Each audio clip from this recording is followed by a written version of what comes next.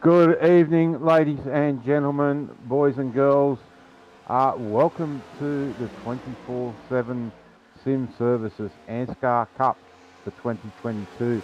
We are getting very close to the end. We are now in week 30 of 35 and round 5 of 10 for the chase. Joining me tonight in the commentary booth is none other than Mr. Matt Hunter, pushing everyone's buttons as usual. Good evening, Matt, and welcome to another great night. Yeah, thanks, Mark. Good evening, and welcome everyone. Yep, another great night. Promises to be a bit of a cracker. Fifth round of the chase. Um, a lot to play for, and of course, very easily to get caught up in a big one here and take a big points hit. Yeah, look, we were here last night with the Xfinity cars. We've seen some very aggressive driving early on in the stints. We've seen two big accidents that took out some key drivers that would have been looking at trying to get some practice in for tonight. And speaking of one of them, Mr. Josh Micklemore was taken out last night, but he managed to come back. So it's going to be interesting again tonight, Matt. I think it's going to be another smart head that wins. Yeah, I think so. I think the patience game will probably pay off. Um, there's going to be a lot of pitting tonight, more than normal, because the fuel load has been adjusted, and the word that we got earlier on was 25 to 29 laps on a tank of fuel. So we could be looking at about 2 to 3 pit stops needed. So if it goes green, look for 2 to 3 pit stops onto green, and that will probably spread the field out into little packs. Yeah. Now the other thing that's going to be interesting is if Andrew Dyson and Mr. Foster have a bad night, it's going to throw this championship chase up for anyone behind them. It's close between those two. Dyson's leading by only 5 points, so I would suspect that if Ed's out in front, Dyson will follow him into the pits and cover him off, and I dare say Ed may throw caution to the wind and go a different strategy to him. Yeah, it'd be interesting to see. I think given how close they are, they might sort of just mirror each other's tactics, looking for one to make the mistake and hoping to cash in on that mistake and make a big point gain on it. Teams are going to be a factor as well. Teammates. I know Andrew Dyson's going to have at least 2 teammates there, and I think Foster's going to have at least 2 to 3 teammates as well. So being a big draft dependent track, having those extra teammates is going to be a big help for them as well. Yeah. Just quickly, why they're grinning up. We've seen JCW back in the ranks, so that's another big feather in the cap for Foster with his JCW back. So he may have, as you said, 3 or 4 people. We'll go through the grid quickly here. On pole, very well done by Stephen Williams. Outside him is Dave Douglas. Neil Pearson, very good run for Neil tonight. Let's hope his luck turns around. Outside row 2 is Ed Foster, Darren Lobb, and Daniel Heitenshield Here's shot. Yep. Here's shot. Yep. I'll get there. Nigel Patton and JCW. Gary Willman and Andrew Dyson. That's unusual for Dyson being so far back there. So we'll have to watch that. Jamie Nankervis and Jason Martin make up row 6. Ruben Phelps and Ryan Jones, who had a good run last night until the last pit stop. Tristan Koch and Norman Clark out in row 9. Row 10, Matthew Raymond, Mr. Sheen, as we can see, and Michael Skurlock. And Josh Micklemore and Lachlan. Yep, you're right. Yeah, you're right. I'm the same as well. I struggle with the names. Greg Spencer and Brenton Hobson. That's unusual to see Brenton so far down. And then last night's winner, Raymond Jager, and Nobby Tompkins, who was also had a great run last night. And rounding out the field, none other than Mr. Brad Allison, and it's good to see him back here. I dare say he's here to play a support role for his teammates in Ruben and Jamie. Indeed, yeah. As I say, drafting need teammates to help with that drafting. I think there's a few guys down the back who might not have put a qualifying lap in, or might have just gone slow in their qualifying laps because they want to start the race down the back there. Um, the likes of Mickelmore and Nuccio and Hobson, even Raymond Jaeger, they usually have a good tactic of staying back there, trying to stay out of the early trouble, and then coming to the front near the end. Yeah, we've seen a few of them, the bigger names, do that last night. So definitely it'd be interesting to see. The lights are out on the pace car, so we will go green this time by. And just again, we have that restart zone in play tonight, so look for guys to get the jump there in that blue zone of the Geico restart zone. And like last night, Matt, this is the start finish line is such a long way around this tri-oval. It just seems to take forever. Yeah, you're sitting here, you're just like, oh, why aren't we going? Why aren't we going? But it's because most tracks you're usually starting about here, but with this one, you are waiting to that Geico zone right there, and here we go. Yep. And Stevie Dove's waited for the green flag again tonight. So we've seen that a few times last night. Everyone looks like they're settling in turn one. Everyone's 2 by 2. So no action here. But it was about lap 4 or 5 where we started to get too wide last night. So let's see if they follow suit from last night. Yeah, everyone's saying nice and lined up at the moment, trying to get the cars up to speed and sort of working together as we see the 53 and the 035 ahead of shot got clear of that inside line and then dropped down. And early there, that outside line, that first half lap, that was a great run by the outside line, but it's slowly dropping back now. So we'll have to see if they can get that to work. Yeah, I think you had a good lineup of 3 cars there. You had the 10 of Douglas, Foster, and ahead of shot there, who obviously had a big plan where they were trying to get clear and trying to get a big push. And obviously teammates in the Discord chat coordinating it, and you saw them come down and did it very well.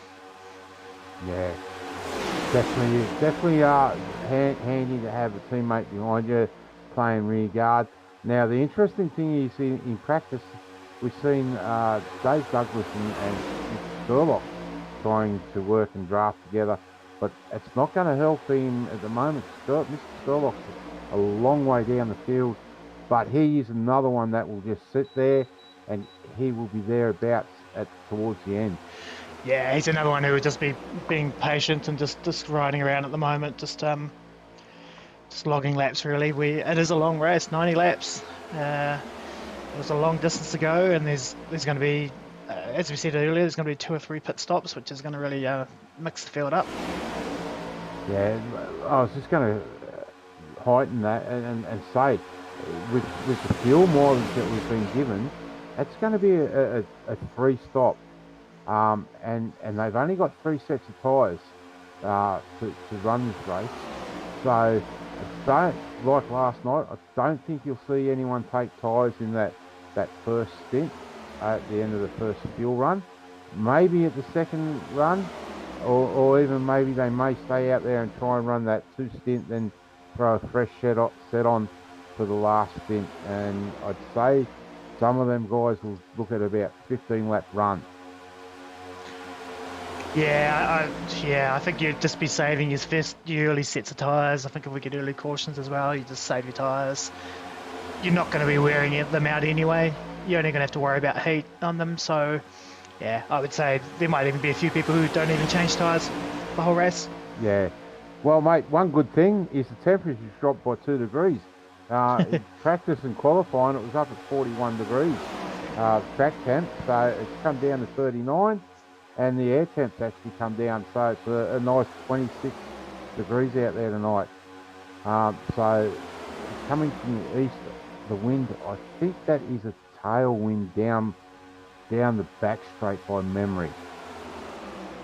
So, Yeah. but don't hold me to it.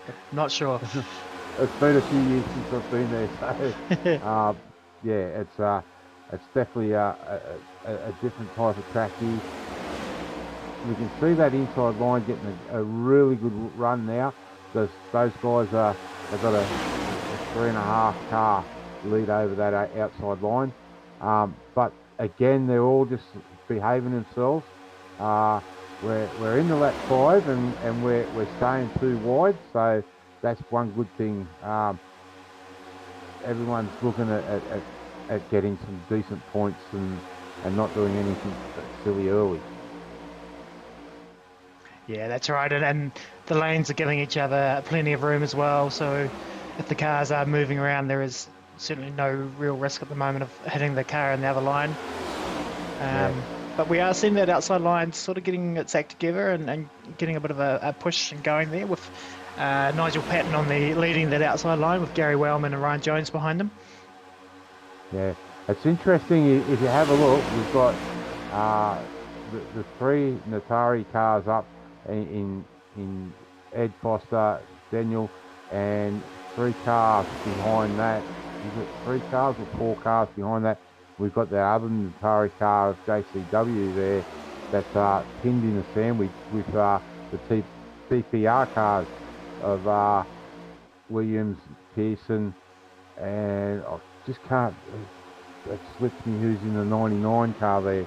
That's Darren Lobb. Yeah, so Darren Lobb in there. Yep, and then Dyson's behind JCW, and he'll probably just sit there and play the waiting game. He knows he's got his teammates in front of him, so they'll be chit-chatting away, and it'll be interesting to see how this pans out.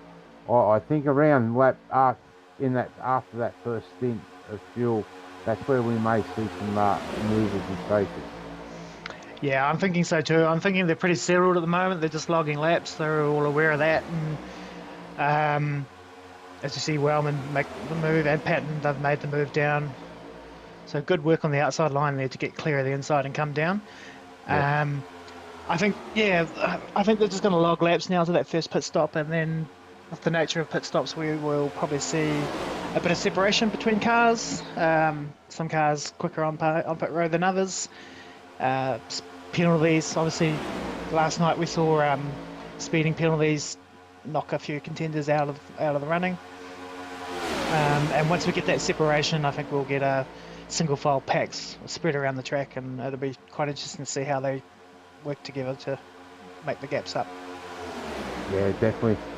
It's I know it looks pretty boring, but I can tell you the drivers would be watching the mirrors and watching and listening to the spotters, and just to make sure they don't get too close and cramp that bottom line or that top line, and as we seen last night with I can't remember who it was that got caught in that groove on that yellow line coming out of pit lane. So there are a few tricky bits to this oval, and you've just got to be careful on certain spots. Yeah, it's very easy when you're making a pit stop. It's very easy to make a little mistake, and that will cost you 5 seconds. And you think, well, that's not much time, but 5 seconds can be losing the draft from the main pack. And if you do that, you're about 3 to 4 seconds a lap slower than everybody else. So it's very crucial that when you do those pit stops, that you execute them. I can tell you too, Matt, last night we've seen speeds of, I think the fastest car out there last night had a speed of 312. Right now, the fastest cars out there is Michael Skurlock, Andrew Dyson, and they have a top speed of 308 kilometres an hour. So the little pace is a little bit down on last night. Yeah, it is. I'm not sure why that is. Different model, aero or something. I'm not sure. But yeah, I've just jumped on, just picked a random car, which is Ruben, and I'm just watching their speed. So yeah, hitting 300. But I think you're seeing a lot of lifting there as well. You can see lifting on the straight where he's catching the car in front of him, but he doesn't want to hit him in the back, so he sort of just checks up a bit. Yeah, Ruben's sitting down in ninth place, and he's on that outside line. So, I think right now, Phil Michaels. No, I can tell you now, I'm having the same problems tonight as last night, mate. Drive tracking timing is not playing the game again tonight for me. Oh, hit that refresh button. Yep, I've done that. I've now actually got the right person out the front, with being Mr. Gary Willman. So that's always a bonus when you can get the right information.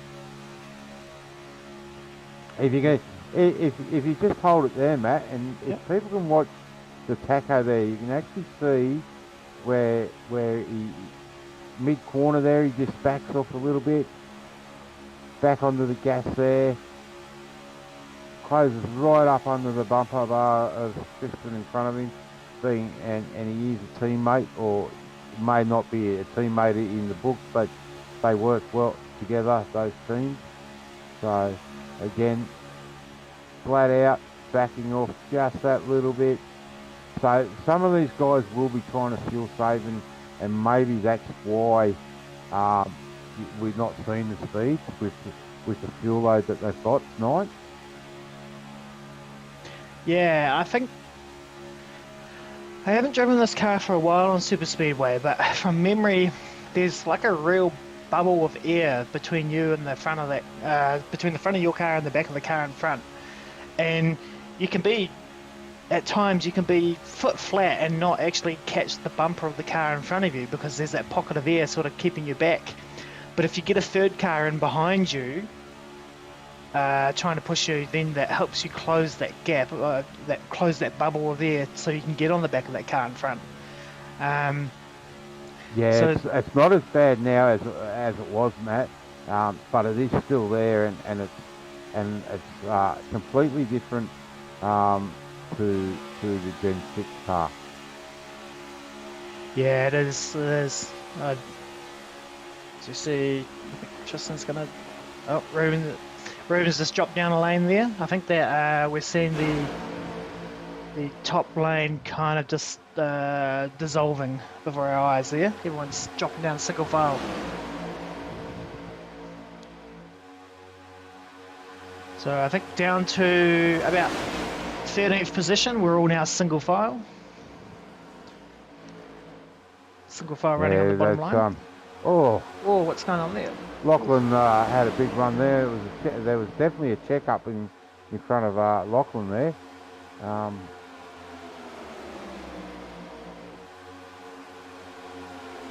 Yeah, I just saw a green car. I think that was Norman Clark taking avoiding action on the bottom there. Yeah. I'm just still off the down here from the. We're seeing a little bit.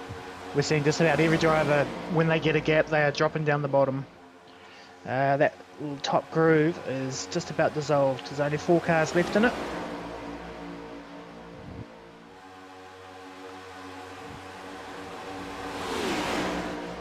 And we see a car right at the back there, which is going to jump to Noddy Tompkins. He has lost the draft.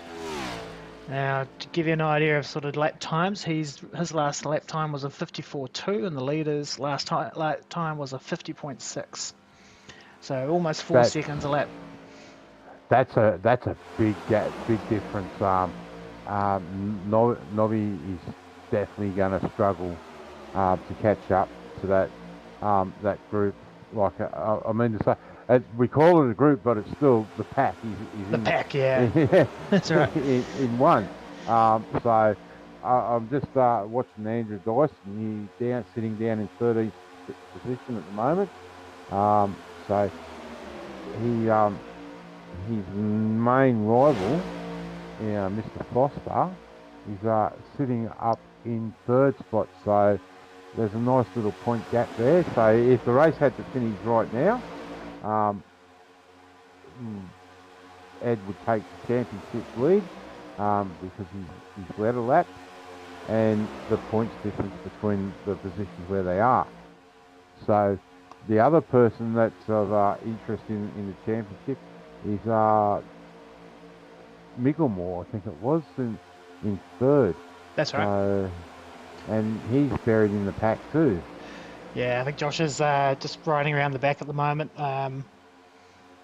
As I say, I think this first stint is kind of it's a bit odd. It's just a stint of really just riding to the first pit stop, really, and then when you hit that first pit stop, you'll be coordinating with your teammates and hoping to get in and out with them and getting a bit of draft to get back up to speed. But yeah, I think that's why we're seeing just a big single line now for the most part. Yeah, I just started looking at the comments on YouTube. I have not heard that for a while. It used to be called, what I'm used to is the Knoxville bus. And you're right, Abigail. It is the Talladega train. So we've got a few guys trying to go back up to that pylon and work. Skylock being one of them, Lachlan being the other, and Brad Allison sitting up there. Yeah, that outside lane's making some moves now. We've got Greg Spencer leading that outside lane, and he's got Justin Witcher lined up behind him. No, Raymond Jaeger, sorry. And they're pushing teammates up there. Yeah. So. They're working together pretty well. They're flying up around the outside of this. And Jones takes the option to jump up there too. So we've seen Jones run the high line a lot last night. So what have we got there? We got 2 Chevs and 3 Toyotas, and then another Chev. So Yep. it's good to see a few Toyotas in the ANZCAR Cup. So yeah, it's don't see many guys opt for the Toyota this year. No, it's not been a particular favourite selection this year. Yeah, I'm just going to say that outside line has actually made the pass, and we see the 3 of them drop down. Left Skurlock and Lockie they left out there to Skurlock and dry. Lockie out to hang to dry. Yeah. So good move on the top 3 there. They made the right move, but unfortunately, Skurlock and Lachlan, they're going to see the front, and then they're probably going to drop back down. Yeah, unless they can squeeze down here between these cars, but I know that no one will want to be no one's going to let them in. Issue at the moment. Nah. But they're holding their own. They're not dropping too fast yet. Just we just looking at Lockie's paint scheme. It's a new paint scheme for the night. And we've seen him in the blue, all blue paint with the Mitre 10, and that paint actually looks really nice tonight. So well done, Lockie, on a good paint. Do you know where that paint, or what that paint's a play on by the looks of? Go on. Talladega Nights. Mm-hmm. When Ricky Bobby drives the race at the end, he's got a cougar on the hood. It's and me. So, but Lockie's got Mitre 10 on there, and he's got a wolf on it for a lone wolf. Yeah. As Skurlock drops down now, so Lockie's going to be there all alone. Yeah, and over the radio I just heard apology from Skurlock. Sorry, mate, using too much fuel. Got to get down that bottom line. Yep. So, Lockie's going to end up dropping way back. Yeah, let's see if they can pick up Ryan Jones there in the M&M car there, the M&M livery. He has dropped out to the outside. He's going to drop down as well. So, yeah. Yeah, Abigail, Jonesy actually pushed fairly hard last night. I don't know if you tuned into the Xfinity car, but he was one of the guys now that was taking the field 3 wide last night on lap 6 or 7. So just it looks like he can't get anyone there to work with him. So yeah, there's definitely some movement, guys trying to jump around other guys, and we see 3 cars now dropping off the back of the pack. So Yeah, they need to be really careful about that. That's Matthew Raymond, Norman Clark, and Tristan Koch. They need to get lined up there and just get Matty Ray and the 83 back up and touch to the 31 of Micklemore, because yeah, they're in a little bit of danger of dropping the pack. yeah.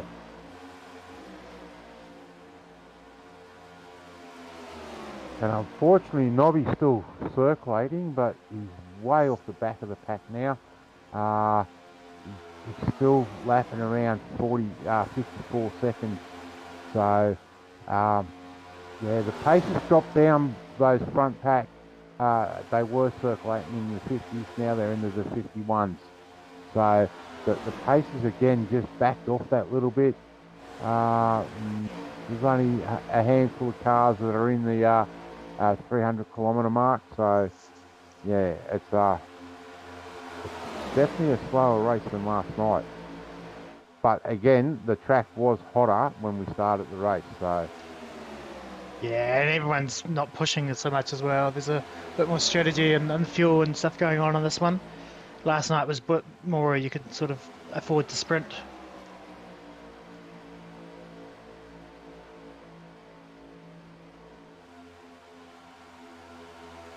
So just a shout out tonight to our voice of NASCAR here in, I say Australia, New Zealand. Carl, he was going to join us here tonight in the booth, but unfortunately he's feeling again a bit under the weather. Mate, get well and get back to us soon. Give me a chance to have a rest of your voice, and people don't have to put up with my annoying voice. So yeah, get well, mate, and come back. Indeed. Now we've seen at the front there, Nigel and Gary just get a bit of a break from the rest. Raymond will be looking to close that gap again and try and get that three car train happening, which is slowly closing up. And we can see that from that view that guys are starting to spread out a little bit now. Yeah, I wonder if there's a bit of strategy and fuel saving going on in here. Don't know, it's very unusual to see those first 3 cars pull away, but they could be pushing harder than the cars behind them. But I don't imagine it'll take too long for the rest to catch up. Just looking at speed there, 303, 304, 304, 304, and then we've jumped up, a big jump. Greg actually jumped up to 319 there, his peak speed. So they are starting to push a little bit more.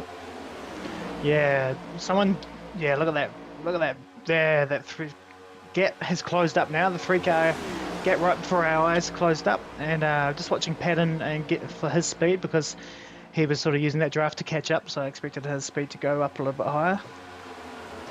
But, so Matt, we're now into the first window for pit stops. So we're going to have to be mindful of that. As you said, they said around 25 to 29 laps.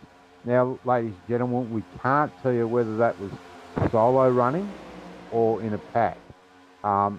Remembering that they will save a little bit of fuel running the way they have been with nose to tail. But the man out front will be burning the most fuel, so he's going to have to be very careful on how he runs this. And Greg is a good peddler too when he's on the game. yeah, it's great to see fresh faces up near the front as well, so that's excellent.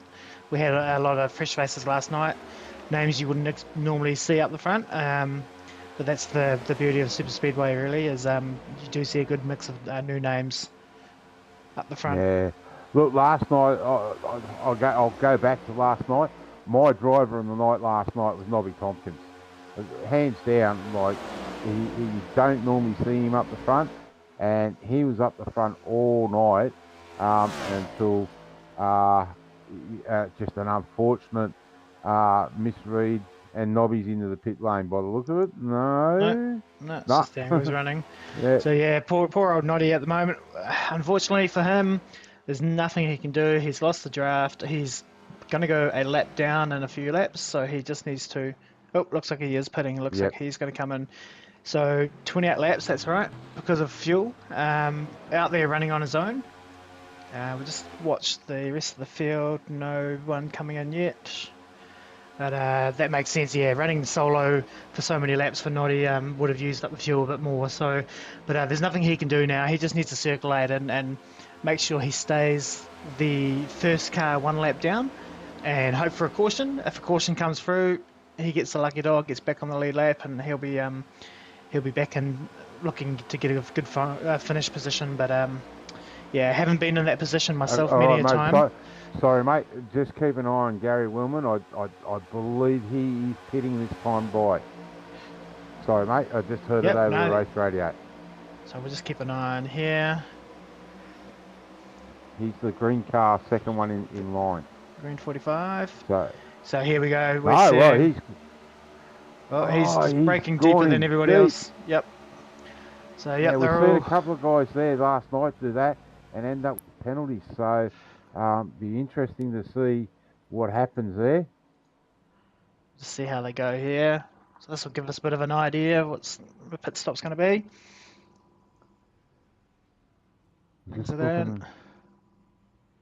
Yeah, I don't see any tyres being changed there, so I think we're going to be fuel only. Yes, they have changed tyres. I've got Nigel, Raymond, all come out on the stint with 0 next to the number. So it looks like they have changed tyres. No, that's right. The stint will go up now, and it looks like Gary has managed to get away with that. So as we see more cars coming into pit road now, we're seeing Jones and Skurlock and Douglas all coming in. I imagine I didn't see Gary Wellman's car go up for tyres, so I would say that he probably didn't grab tyres because the fuel is, going to be the same amount of time as well. Anyway, if you're putting in fuel from empty, it would be around about that 13-14 second mark, same as what it would be if you were grabbing tyres, because the tyres would be done at the same time. Foster's in this lap. Yep, so looks like 31 that these guys here have been able to save a little bit of fuel running in that pack. So be interesting to see where these guys come out. You can see the 4 DPR cars have stayed out. Yep. That is. Lachlan has had a mare there in the 42. So it'll be interesting to see if he cops a penalty from that. We may even see a caution come out here, and let's hope he keeps it going. Yeah. Let's have a look at Foster's pit stop here.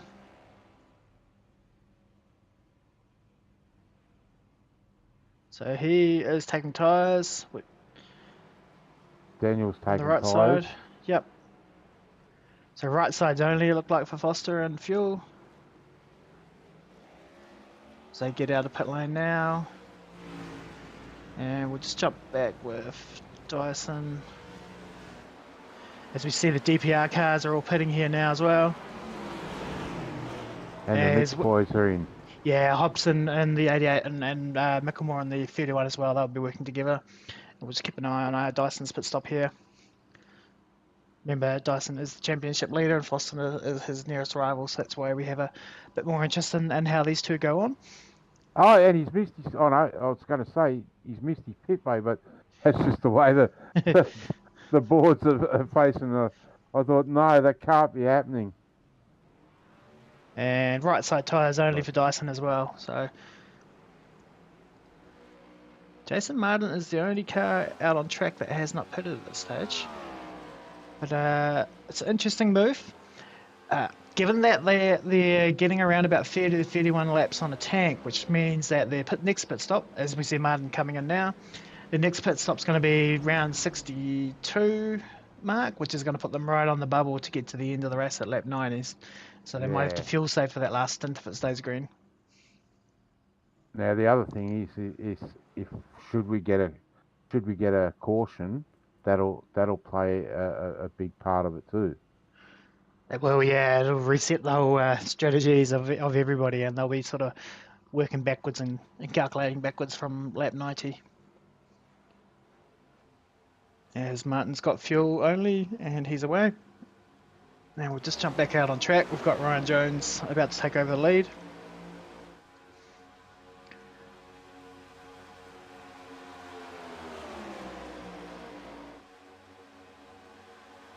Let's come by. So neutral. Looks like probably Jones, Douglas, and Skurlocker worked best there together. They come out. They're in the top 3 positions now. Foster and Hedershite basically pretty much where they were when they went in. That yellow and red car, I believe, is Noddy Tompkins, who is 1 lap down. And then behind them they have Dyson, Dyson and Lob have both made good positions out of that green flag pit cycle. Yeah, definitely. And I was just going to say, there's now positioning cars. There's now only 2 cars between Foster and Dyson. Yeah. So, Yep. Dyson has been able to make, as you said, mate, up a lot of ground in that pit stop. Yeah, so they've done that. He's done really, really well in that green flag pit cycle. I'm just having a look at his teammates because he did pit with all his teammates at the same time. Stephen Williams is out on his own in 17th spot. Neil Pearson's out on his own in 22nd as well. Looking at their pit stop times, I can't see anything really obvious as to why they're... Because they all pitted at the same time, so I don't know why they've... it's not ended well for them. Yeah, no, it's definitely hurt them. Yeah, so they'll need to just work with whatever cars they can find with now and try and get their way up there. Yeah. Noddy's had enough. He's moved out, done the right thing and moved out, and dropped back in. He's not racing these guys for position, so he's done the really smart move as a lap car. He's just going to sit on the back of the pack. There's no point. When you're in this position, and I've been in it before, there's no point racing these guys because it doesn't matter. You just have to wait. The only way you're going to get back is a caution. So yeah, and just hope that you don't cause the caution. Exactly. Don't cause a caution. Don't wreck anybody else who's on the lead race. Don't affect their race, and just keep your car nice and clean. And you never know, you might get a caution, get on the lead lap, and you might be able to get a good strong finish out of it. Yeah. So we've got what? We've got 2 groups. Yeah, we do. Yeah, I think we see a group of 7 cars at the front, and then a group from 8th on backwards, right up to 16th.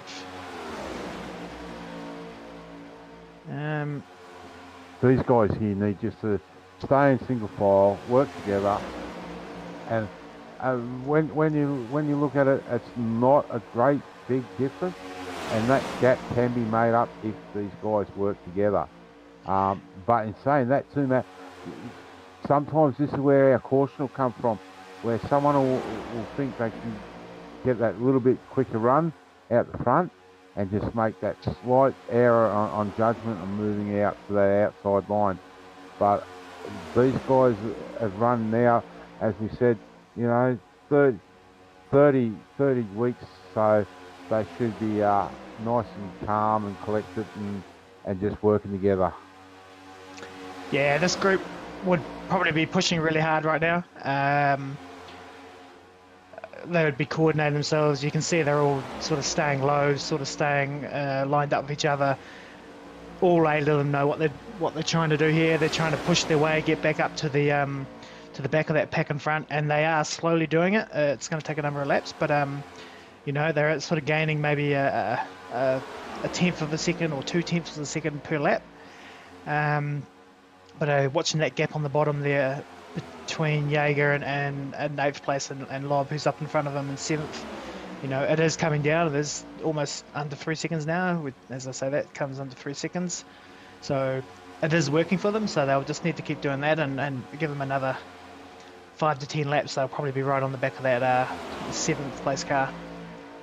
Yeah, definitely. That's what I was going to say.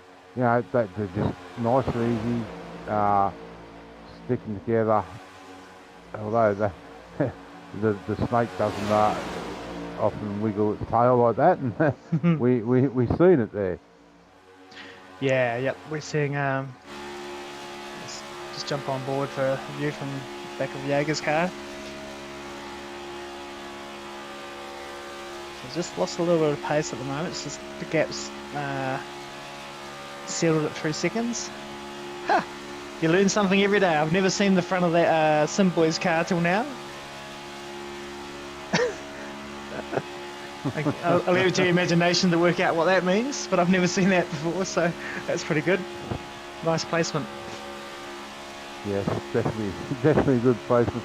And I'd like to see Ed bring out the. I don't think he's brought out the Godfather car, the ANZCAR Cup as yet. That's got a very good saying on the front of it. The bumper you can't refuse. No, it was a good looking car, but I think he thinks it might be jinx, so he's not bringing it out, so yeah.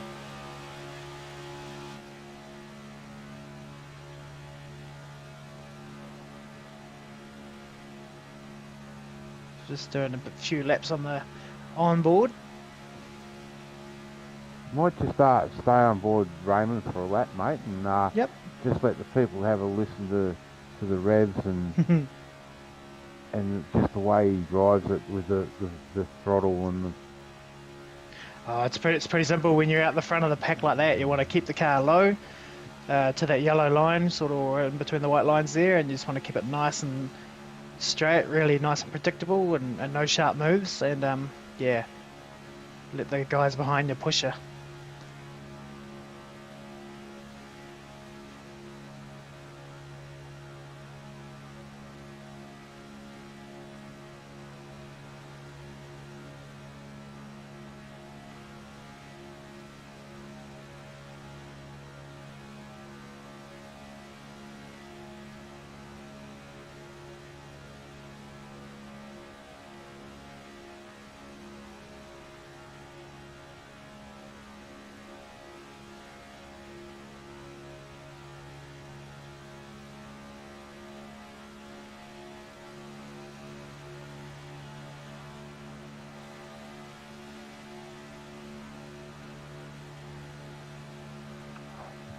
Tell you who has dropped right off this pack is Greg Spencer and Nigel.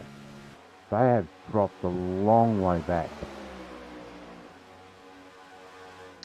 Yeah, not sure what's happened there. They've just not had a great pit stop, and they've come out and lost the draft, I think. So they just need to stick there with each other and push and work hard together as well. And Neil Pearson's out on his own as well. Yeah, I'm just Neil's not sure. Dropped right down to 22nd. Yeah, I mean, I do see an incident for Neil. Let's actually have a look and see what happened. Sorry, mate. That second group has actually caught that lead group, and Power and pass. Raymond, Look at that! Wow. And is absolutely flying. Yeah. Now, will we see Josh drop down in front of Ed, or try and get a gap in there? Yeah, I'm not sure. No. But I think once, we cut away when it was about 2 seconds, I think 2.5 seconds. But obviously once they got within 2 seconds, they got the draft from that front pack and they just motored past. And unfortunately, Brad Ellison stuck up there high and dry. Yeah. So he'll be looking for a place to get back down in. Yeah, he needs a gap. I do see in the session events that there was an off track for Neil Pearson. So what I might do is I might just quickly... Oh, you can see Neil's up in front there. They're going to catch him and lap him soon. So let's quickly see what happened here, what caused the incident. See what happened to Neil. Oh, so Neil has spun. Oh. Oh. So coming out of pit lane, So under those green flag pit stops on about lap 32, 33, he's coming out and he's just spun it on his own. He's got up high on the exit there and he spun it. I'm glad you went to that view then, because I was going to say, has his teammate actually touched him? But No, no that contact. camera shot, you can Yep. actually see there's no No contact between contact. them. No, and that's what's happened to Neil. And unfortunately, this is Neil live here now, and he's about to get run down by the pack. We'll jump up on the blimp view here and just watch the pack swallow him up as he's gone up to the high side here as the pack's within a couple of seconds. And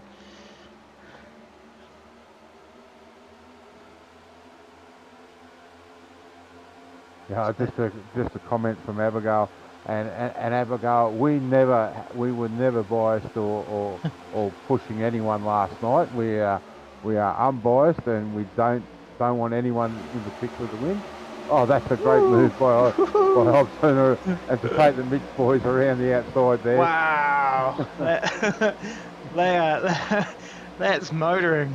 Look at them go. Now- They're trying to get to the front there. Those three cars are just, and you won't see the top two drop down until the third one is clear. Now, no more than 2 laps ago, those boys were sitting down in 17th and 18th spot. So Yeah. it just goes to show when you can get a draft and get the train working, Yep. you can actually make it. And back to what I was saying, Abigail. We weren't barracking for Nobby to have a race win last night at all, were we, Matt? No, I always like to see good new faces get wins. Be good. Yep. But interesting, you saw that power move there, those three cars. You've obviously got the 31 and the 21 are direct teammates, but the 88 is a team that they have alliance with and they work with. They are in the same Discord chat, guaranteed. So they would have been coordinating that move, and this is where teammates help in the draft, because you saw 3 of them get hooked up and look what they did. They just powered on past. So if we see the Atari cars get lined up, if we see the DPR cars get lined up, we might see something similar. Yeah, definitely. And when you look at it, okay, Pearson's a lap down, but if his teammates can get to him, you'll find he'll join that group and sit in there behind his teammates and help with that train. The more cars you can get in that train, the better it is. As indeed, as we see that top 3 is even making a gap now to fourth place Caravaglia. We'll just chuck up our information here to run through the field a little bit. So this front pack is 16 cars long, single file. And then we're seeing Steve Williams, he's now hooked up with Tristan Koch and Norman Clark. So their lap times are not too bad. They're only about 3 tenths of a second slower than the cars at the front. But yeah, once again, they've got 11 seconds to make up to the pack. So it's going to take a caution or something to help them get back there.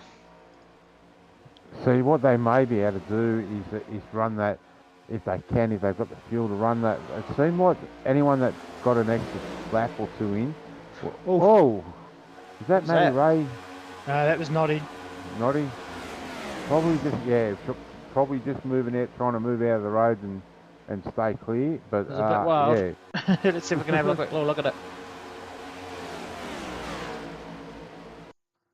Alright, we'll go back a bit more. Oof. Yeah, he's seen the pack coming, and he's just been a little bit too aggressive to get down off that racing line. So I think that's made it look worse for him. Yeah. But yeah, so they have caught and passed another lap cars pack, which has kind of mixed it all up a little bit there. So unfortunately, Matty Ray in the 83 is now lap down in 24th, Lachlan in the 42, lap down in 23rd, Pearson lap down in 22nd. And But the one good thing tonight, mate, is that we've had no retirements. We've had no one make a silly move and go back in gears instead of going up in gears. Yeah, that's a good point. So, We're on lap 50 now, and we've not had a single retirement yet. and there's, as you said, only 4 cars, 1 lap down. Yeah, and I think we're quite a way away from the next set of cars. At risk of going a lap down.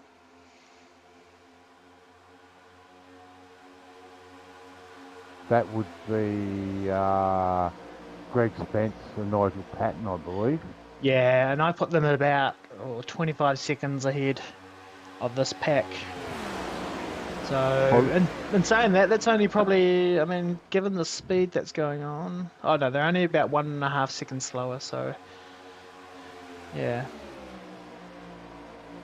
I think they'll get a green flag pit stop in before they in danger of going another lap, going a lap down. Yeah.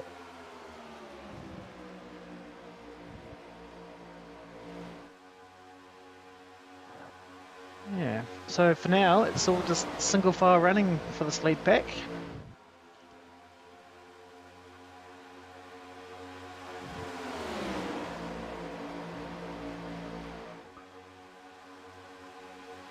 So Hobson will be out the front there. He'll be using a bit more fuel, being the leader of the pack, and everyone else in behind will probably be saving and just looking to make sure that they make it at least to, I want to say probably at least 62, 63, maybe even lap 64.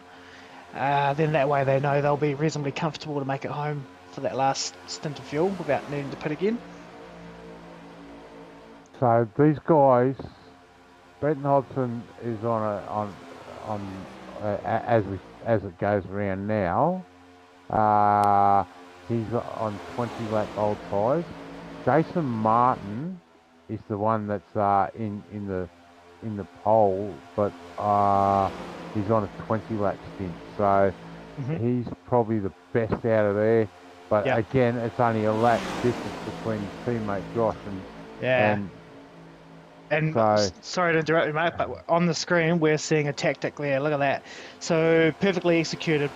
I was thinking about mentioning it where we were going to see it, because Hobson was out front burning fuel, and whether they want to share that around amongst the 3 cars, and how they would coordinate that to put one of those 3 cars out the front, so Hobson can now save a bit of fuel, and Martin will be burning a bit of fuel. And as you were just saying, Martin is a couple of laps to the good on fuel on these other 2, so he will have a little bit more to burn out the front.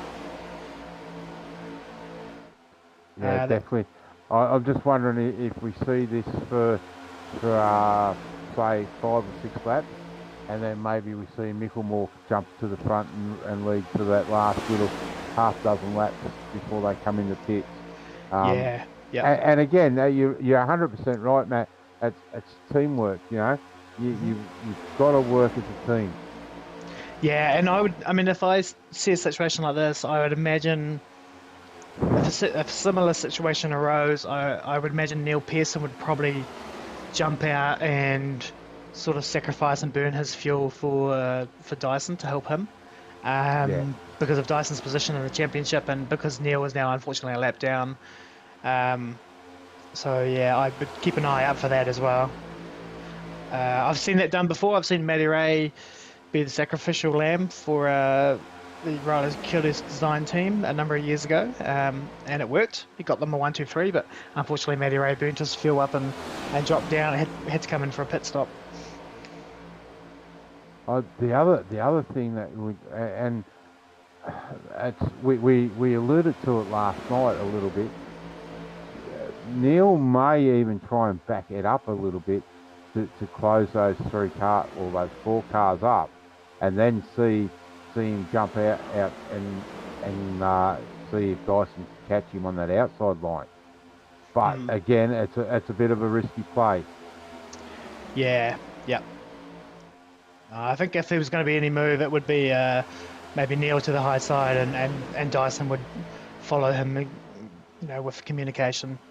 But I don't think there's any need for that at the moment. I think they're just, once again, logging laps, saving fuel, getting ready for the next green flag pit stop, which we should see in probably about maybe maybe 6 to 8 laps time? Yeah, 6 to 8 laps, I was going to say. Yeah. And if they do, then that will see them home. So we'd be able to just do it I should say, they should be able to just do it on the Two-stopper, yeah. Yeah. But again, it is Talladega. You know, people. I know. My only win has come at Talladega, and I know what it's like. You always like to win a super speedway. So let's hope we don't see a repeat of last night, where we had a last lap white flag incident, but ended up with no caution on it because they had taken the white flag. They had, yeah. When you got your win, were you seeing the air? You know, were you channeling Earnhardt Senior and seeing the air flow over the car and making the moves and? No, mate. I was just ecstatic because it was our ANZAC Cup. Actually, I do remember seeing that. I think, yeah, I do remember watching the end of that race. Yeah. And it's ANZAC Day is special to me. You know, I'm a retired serviceman. So yeah, it was absolutely fantastic.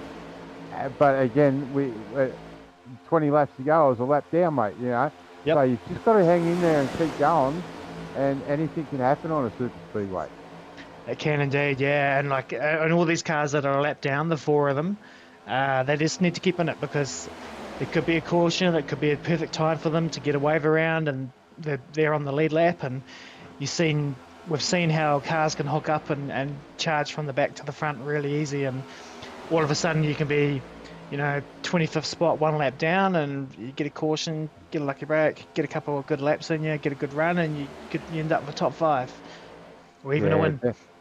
Mate, I did hear some chatter in the background, but I think it may have been the guys further back that were talking about pitting. So I'll just change my camera angle to pit lane. This group of Williams, Koch, and Clark have done a really good job. They are catching up to the back of the pack now. They're almost there. They were at one point, I think I looked at them, they were about 11 to 12 seconds down as they've caught the draft and they're really powering through now. I think they were about 11 seconds back from the back of the front pack, and they're just about to pull up on the back of it. As we see, Koch is pitting. Solo pit there. Yep. But unfortunately, they just needed to be a couple more laps just to guarantee that they would have caught the back of that pack. But they've done a really good job. One of the Pinnacle cars has come in too, and wasn't sure. I actually missed who it was. I think it was the second. Spencer? Yeah, looks like it might have been Spencer. Patton's gone around another lap. Yeah, I would have. If I was Patton, your teammates, I would have come in at the same time, and even though you could go another lap longer, just so you can get that draft to work together when you come back out, because if they come out solo, they're going to be very slow. And Raymond Jaeger's coming back out, is he, from the pit stop? Or has Raymond run out? No, Raymond's going in. Yeah, but he's slowed down very early. He might have run out of fuel. Let's have a quick little jump on board. Not sure. He seemed to be down on the apron very early, but it might have been alright. I might be just imagining things. He was up that lead pack, so right at the front there, so he may have done the wise thing, got down below that pole line and he's given the guys room. As we're on 61 now. Let's see what happens up the front here. So Ryan Jones sounds like he'll be in, and Dave Douglas may come in with him, and we see Wellman and Jones head to pit lane. So Wellman and Ryan Jones are in. Stevie Dubb and Norman Clark are in. So seeing a few now, lap 62, 63, we'll jump back up on the lead here. Next Stay with one's the lead. I. Stay with the lead pack, mate. I'll call out. I've got my camera view sitting on pit entry. So.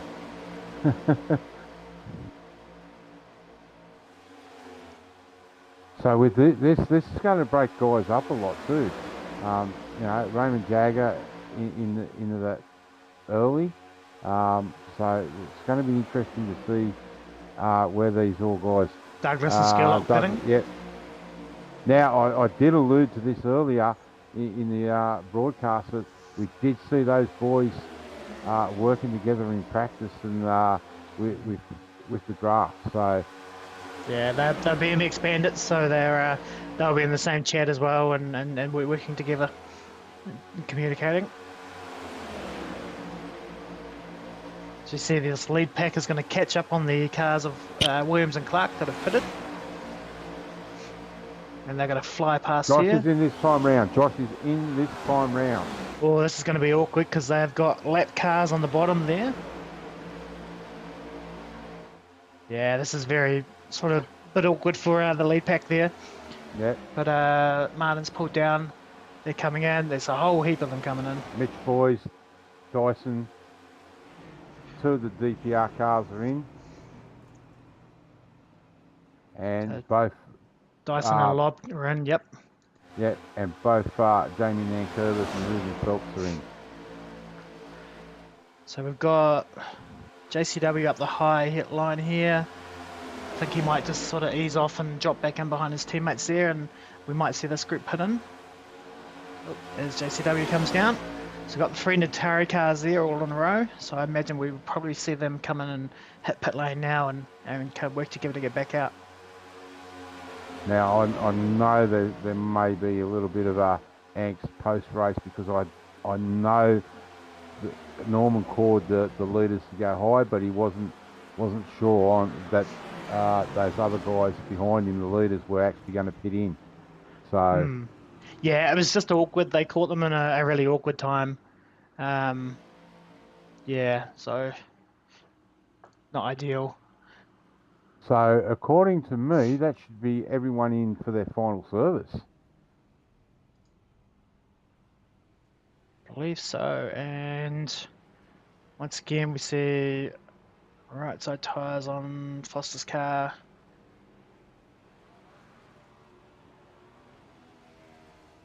And right side's only. And they're out now. And that. So look at those 3. Yeah, look at those 3 DPR. Sorry, Natari cars all coming out together. Look at that. They're going to just hook up and use that draft to try and catch the pack again. Sorry, mate. Yeah, I was just going to say, they've also jumped Pearson, so I don't know what happened there with Pearson because they came in at the same time and all 3 of them have jumped him in the pit lane. Yeah, it was a little bit awkward. I'm not sure what happened with Neil's pit there. He looked like he stopped short and he had to crawl forward a little bit after a moment or two. But here we are, so we can see that's Lob and Dyson just powered past Foster and had a shot there. Let's see if we can get a sort of updated view of the sort of standings. Hobson is out on his own there. Where is Micklemore? Micklemore is sitting 12th. And where is Martin? Yeah, 12. And Martin is 9th. So they've sort of split up as well. It's always an investigation and trying to work out why you see a group of 3 cars come in and when it washes up a couple laps later, they're all spread out in different places in the field. Yeah, definitely. So it's like, what happened? Now, I was going to say we really kind of sort of needed JCW to get up, stay up there with Foster and co. But he's dropped back, so he fell away from those 2. He did, yeah. Just couldn't get the same run that those 2 got off out of the pits. You could sort of see in the background here he was being sort of dropped.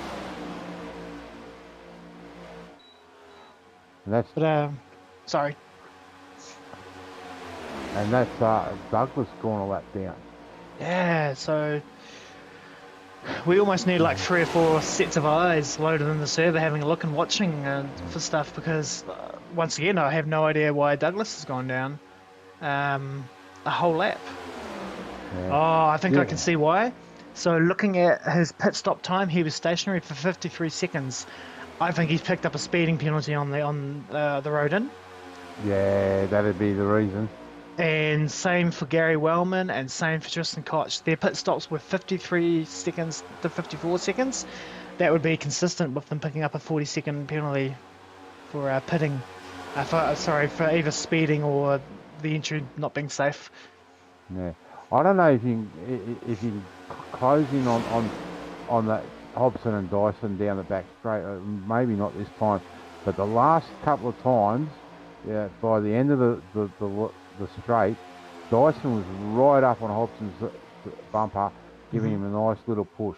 And with these cars, they're so different to the last gen car. You have to be square on to push the car like that. Yeah, it could be 2 reasons why that is. They could be pushing pretty hard, so at the end of the straight you do catch and then you sort of brake a little bit just to get a bit of separation from the car in front in the corner because you don't want to be touching the car in the corner where it's unstable. But also Hobson could be sort of dragging the brake a little bit or maybe lifting a little bit, just trying to save a bit of fuel. But if you're Andrew Dyson, you want Hobson to be using as much fuel as he can so that he can't make Yellow, it. yellow. I have no idea. I totally missed that on what happened there. So But- I'm saying, But this is what these guys would have wanted. They Yeah. will definitely make it home now on here. And yeah, it's, we're going to see a whole bunch of cars take the wave around. yeah, All right, let's see if I can work out what's going on here.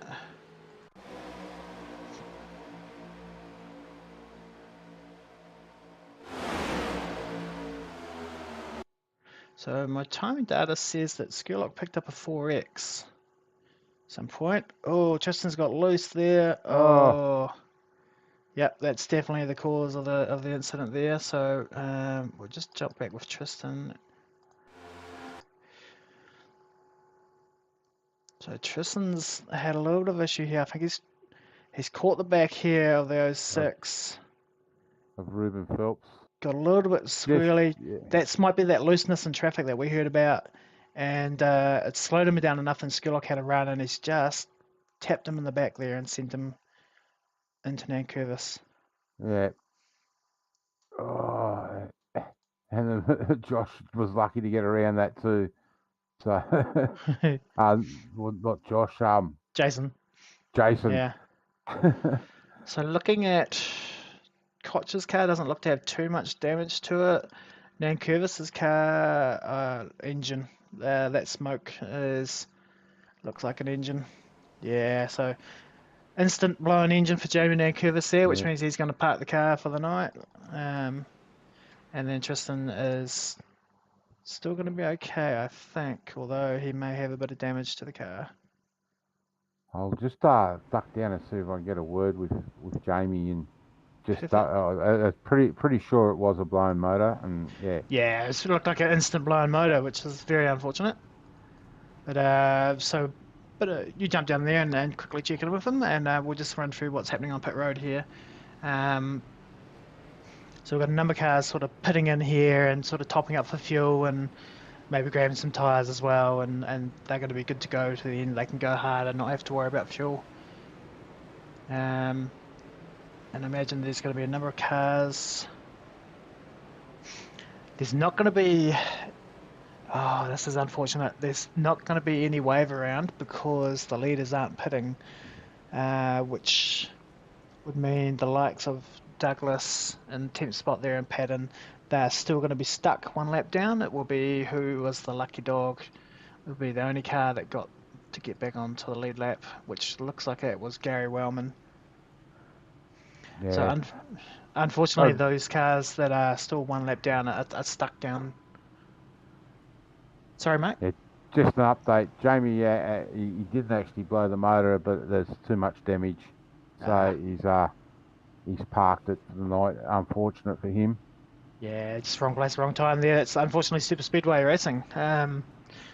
More often than not, you get taken out by stuff that's not really in your control. Well, we shouldn't have an issue with any fuel issues here now. But the thing is, yeah, I know there's not a great deal of tyre wear, but with 20 laps to go, do you come in and put right tyres on? Well, we've already seen definitely down the back, a number of cars have come in, like the likes of sort of Williams and Wellman, that sort of that 14th, 15th spot. They're already down the back anyway, so they've come in, they've grabbed tyres, probably a little splash of fuel just to make sure. So they're going to be good. Just going to go flat tack. They're not going to have to worry about fuel saving at all. These guys here might be just a little bit worried about fuel saving, especially if Hobson out in the front there. But yeah, I think those guys down the back who didn't really have much to lose, they have certainly come in and grabbed pit stops. I think from Ruben in 10th place onwards. So Ruben, Phelps, Jaeger, Clark, Mickelmore, Williams, and Wellman, they all came in for a pit stop again and grabbed more fuel and possibly tyres. I don't know, but yeah, they're sitting in the box seat at the moment. Yeah, definitely. Well, I'd say we've got 1 or 2 more laps to go before we go back green. I'd say next time by we'll go green. So we'll have an 18-lap sprint race. So no holds bar, and see who is the bravest. Yeah, I imagine you're going to see the aggression levels go up quite a bit. I think so. I think this last 18 laps we may see even some 3 wide running, and like last night. So we just have to wait and see where we go from here. We've got DPR cars up, teammates together up the front. We've got Natari guys up the front. Who else we got there? The wild cards have to be Jones and Skurlock in this. It'll be interesting to see if we do get a non-chase car win tonight. We've already had one so far, so that will be interesting. Yeah, yep, I'd like to see a non-chase car win. That'd be great for a bit of variety. But yeah, you never know. But yeah, I think we're going to see the intensity levels certainly go up now. Now that everybody's sort of evened out on strategy, they can all make it home. I expect we'll probably see 2 lanes to the end here. As you say, maybe even a third. Yeah, let's all set up and let's go for it. And pace car pulls in. So the guys now have to stay within 5 mile of that pace car speed. They can't slow up, can't slow down. Dyson's got to be careful that he's not in front of the of Hobson when they get to that restart zone, which is coming up very shortly. And Hobson can go as soon as he gets his nose in there. And he's held him until Yep. He's held him very late. End. Yep. Good move. And Foster's going to try and go with him, which will help him. Yep. I was just going to say, Daniel. Whoa. Yep. No, that's. And he closed the door. That's a great drive. Yep. That's. Those moves are all necessary moves there. Pretty aggressive move from Dyson, but it was a move he definitely needed to do, and he's done it well. Just I don't know, Norman's on. So that outside line, most of them blokes there at the lead of that outside line are still on the lead lap too. So we'll see if Jones can get that outside line working like he did last night. But Hobson's got a great jump and he's taken Foster with him. So it's not what Foster needs. Foster needs a few more cars in between him and Dyson. Yep, and Dyson's just going to follow Foster really and cover him. Yeah, because that, as we were talking before the broadcast, mate, we go to a Dyson favourite track next week, back to the Roval. So the DPR boys would be in the box box seat for that race. Yeah, you definitely imagine that Dyson will be up near the pointy end of that one. Yep. That outside row needs to join back together and get a good push, get another line happening, because the way they are, that's just breaking them up at the moment. Yeah, it's yeah, it's not formed up a bit at the moment, is it? But No. that bottom line is quite happy at the moment to just keep going, as they are.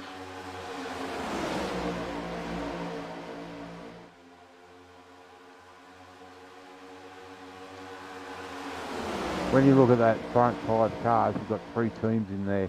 So who's going to play nice with each other? Here comes the outside line. Look at that. Jones and Skurlock are just powering through now. And dropping down. So Jones, Skurlock and Phelps powered through on the outside line, and then as soon as they got clear, they dropped down. And now let's see if Mickelmore and I think that's Raymond Jaeger there can do it on the outside as well. As Foster goes up to the high line. This is a great move by Foster. He's had enough. He wants to get back out front. So we've got to see if these guys can work with Foster to push him to the front. But as last night, mate, we've seen Jones. He was very strong out the front, and he's got a great bunch of guys there to push him too. So yeah, Ryan is a very good super speedway racer as well.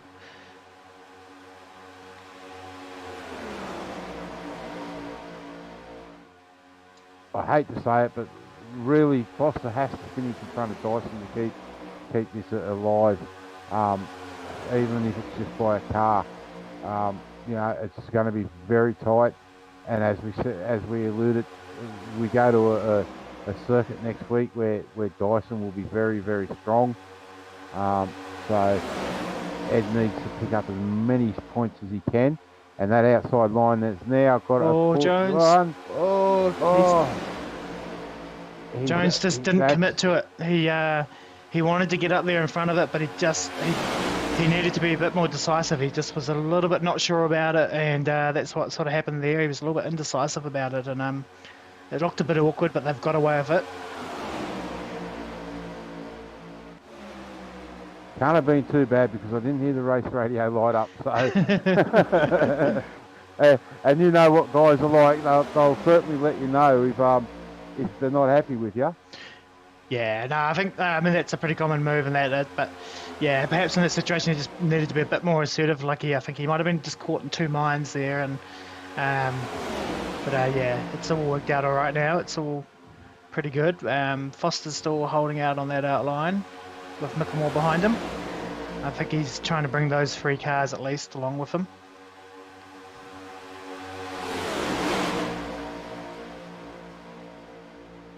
So we're seeing a bit of a third line there, as that's Jaeger that's dropped down to the bottom. Good move.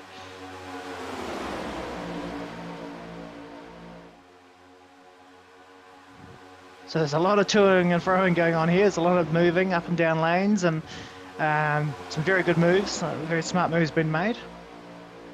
Yeah, that was a smart move by Raymond. You know, I hate to say it, but it'd be nice to see him get a repeat from last night. His Super Speedway racing is definitely pretty good. He's definitely right up there now.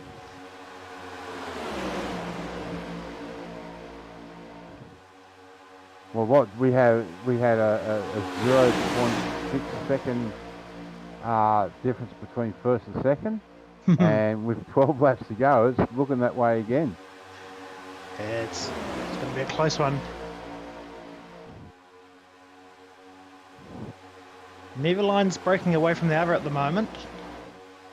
Just holding station.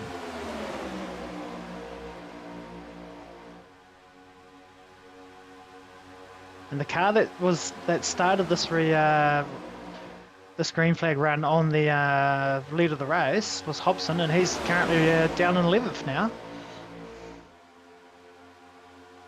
That line is really starting to pick up. I was just going to say that third line's definitely forming now. and this is about the time where you'd expect it to happen with 10 laps to go this time by. Yeah, this is really starting to brew up now. Just keep an eye on it, and yeah, let's just.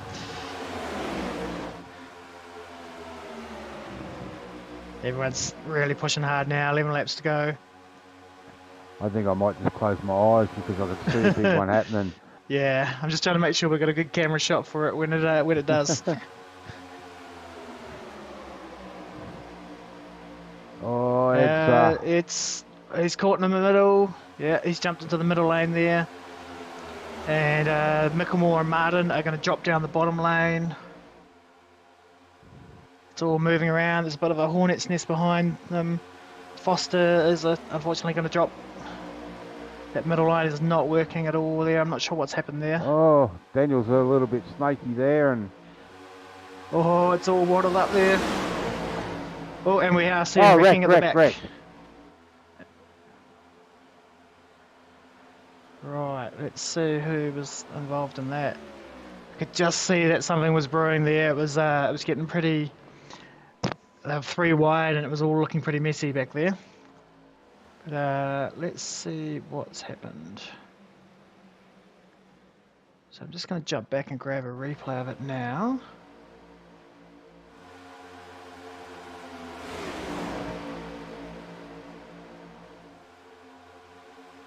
I think it's happened all up in front here, maybe. I think it's the black car.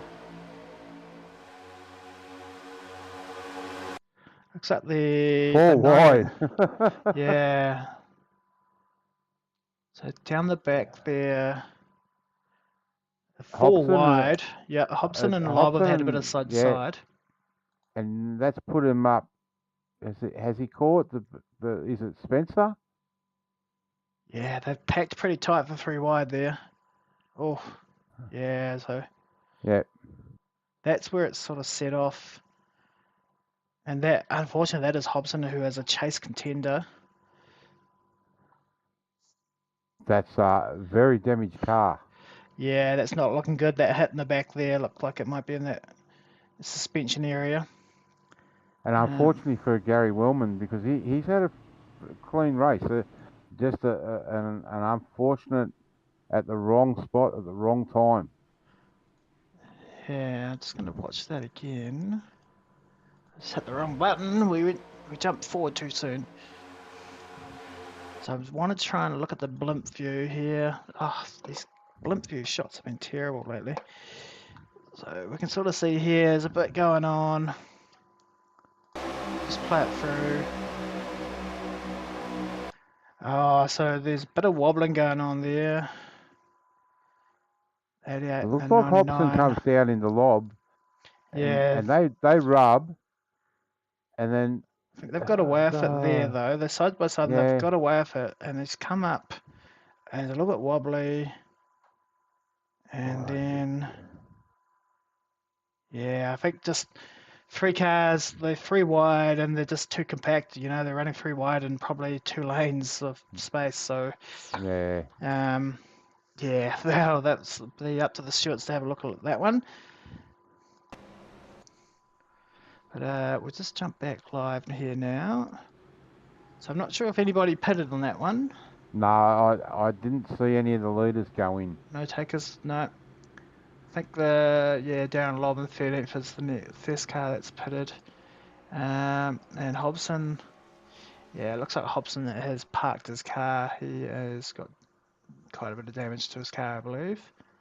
So he's taken the car behind the wall, and that will probably be his chase done. Any chance of sort of getting up to the front and getting a win, I think will probably be will take a big hit now. I think he was about 20 odd points behind, and he'll drop a whole bunch of points again. But you never know. There's still 8 laps to go, so there could be trouble for the guys up in front in the chase as well. Yeah, I just pulled up the points.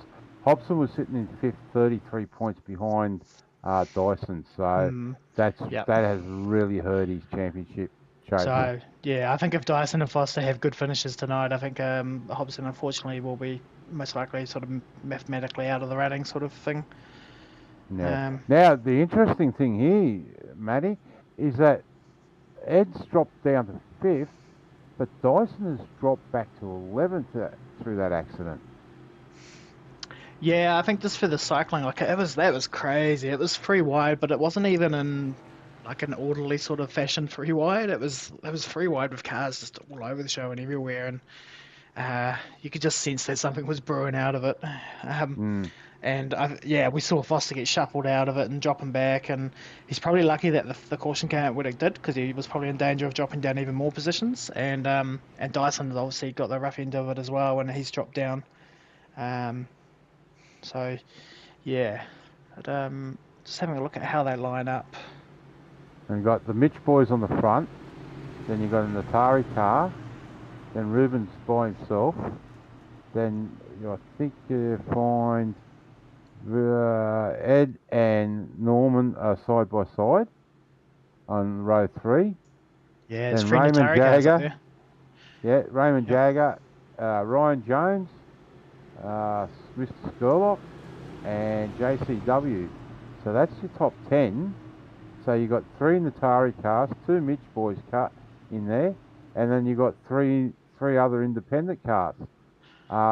Then out of row 6, you got 2 DPR cars in Andrew Dyson and Stevie Williams. Yeah, yep. So I'd be watching on this restart for those 2 Mitch Motorsport cars at the front to coordinate it. They will probably call. Josh will probably call when he goes, and look for Jason to probably drop down if there's a gap. Look for Jason to drop down and behind Josh as quickly as possible. Yeah. Now with these restart zones too, Matt, is that they can't do what you used to be able to do and just slow that car up a little bit, get a initial jump, and slow that, just back off that little bit to give your teammate a chance to get from the outside down to the inside. Yeah, it's going to depend on Josh getting a really good jump and sort of catching the 035 out and getting a gap, and then hopefully Jason getting a good jump and following in. But we're going to see them now come through here. Let's see what we can do. Not watch. Jason is sort of dropping back a little bit. And they're off. Yeah, that teamwork there. Yeah, they've coordinated at start. No. Yeah, he's clear. I didn't think he was going to be clear, but yep, that's it. So they've orchestrated that pretty well. Exactly what I thought they would do, but yeah, now they're lined up, and I expect to see them probably stay that way. There's 6 laps to go. Oh, this car's wobbling around.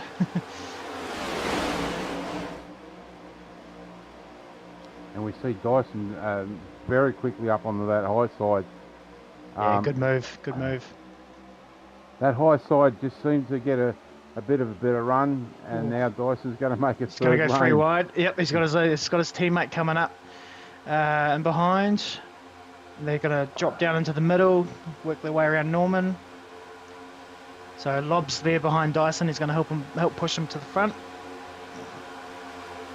What's up with this blimp view? God almighty. I think the cameraman's been having too much drinks because we haven't used him enough tonight, mate. Oh, the guy who's driving the blimp's putting it in the wrong places for the cameras. Anyway, we just sit on the fly there.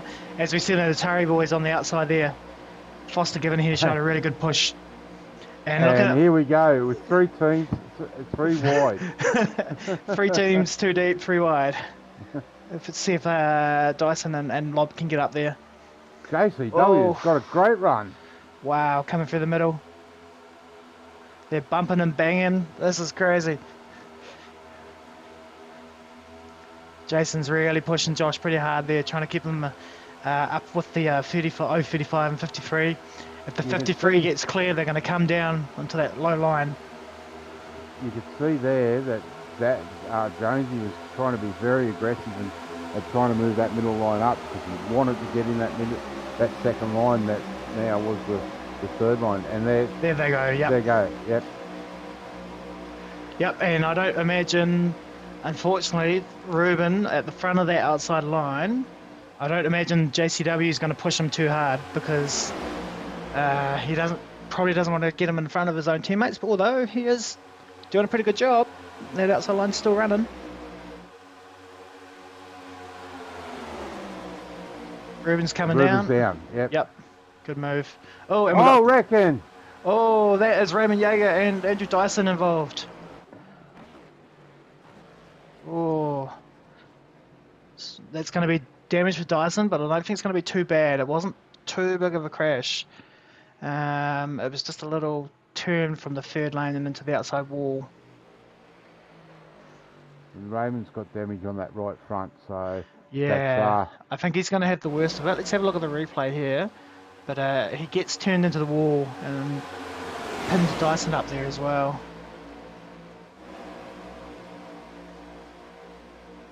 So we'll just slow it down and try and find what happened to Raymond. So Raymond's on the bottom, yeah. Oh, give me a good camera view.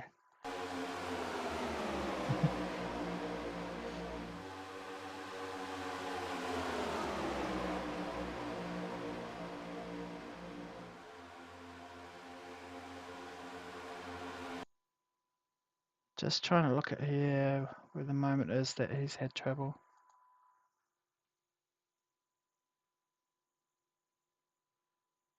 He's just come out the track.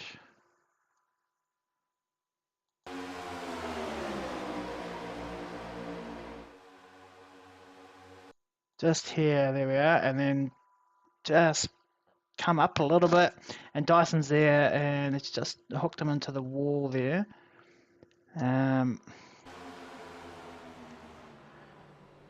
So Raymond will cop the worst of that in the right front, maybe a little bit of suspension damage there, and Dyson should be okay. That left front's looking alright, and the front of that car's looking okay. Yeah, I'd say it'd be just damage down the right side where he's run across the wall, because he would have been pinned into that wall fairly hard. And what a way to finish the race. We are in overtime. Green white checker. So it's going to be interesting here. You've got Ruben Phelps that's out the front, and you've got Daniel and Foster and JCW.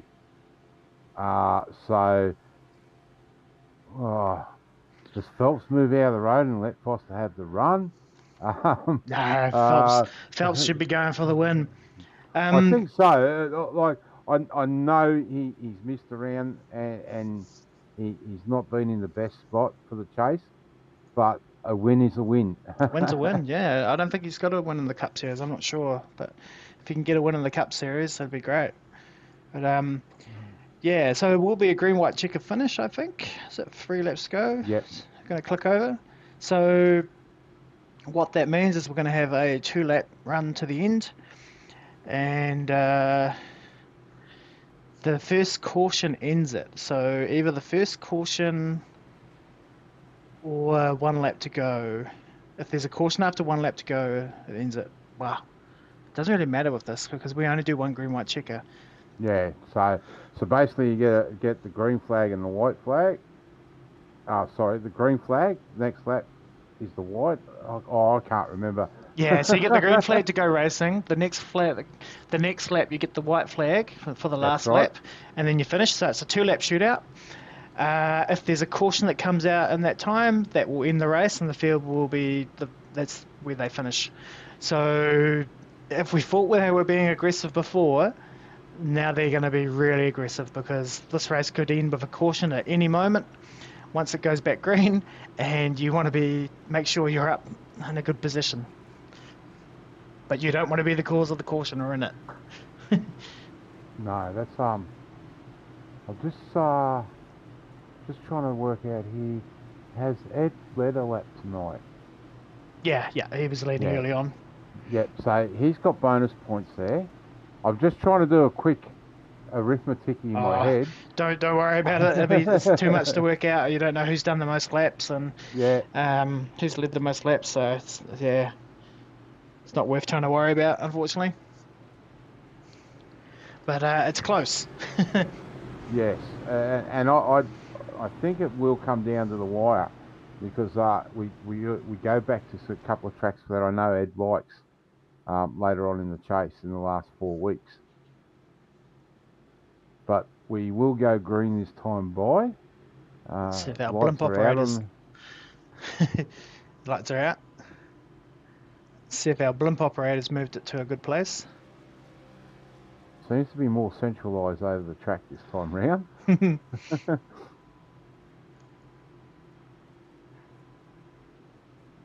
So 3 Natari cars there in the top 4.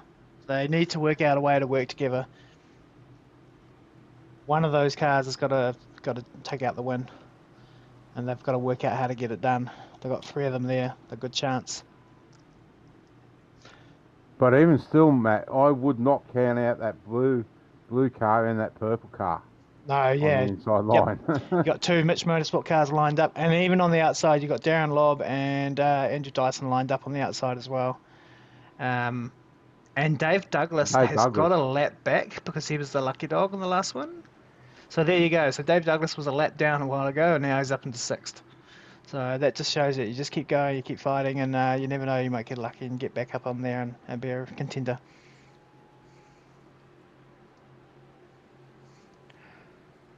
And we definitely don't want to see the big one at the end like we see sometimes where it takes out the top 10, top 12 cars.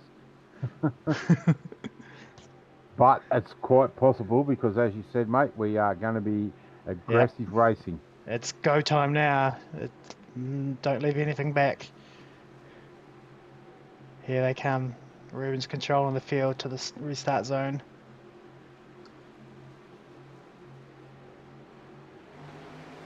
He's held that very, very late. Very late, yeah. And they are pushing very hard.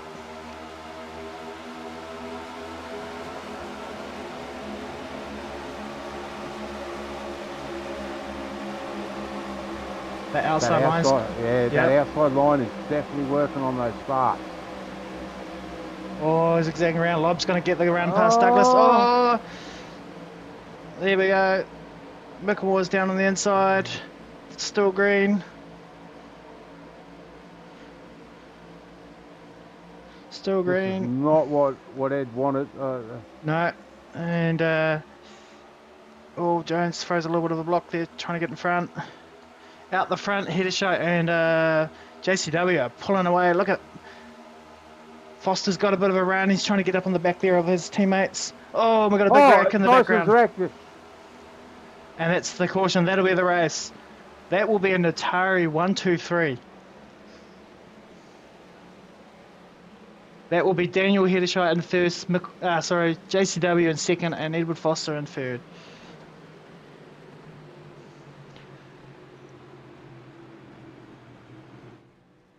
And Dyson's car is smoking. That will have a huge impact for the championship because Dyson is in 14th place and Foster is in third, so there's going to be a big point swing there. These two are going to battle for this championship right down to the end. Well, as we said, and both of us said it, next week we're at the Roval. So this is definitely heating up. And Ed has said that he's really got to work for this championship this year. And I know he would like to get a three-peat. And he's definitely got a battle on his hands. He does, yeah. It's going to go. I think it's going to go right down to that last race of the season. Either the last 1 or 2 races. But we're just watching them around as they will just come around to grab the checkered flag under pace car speed.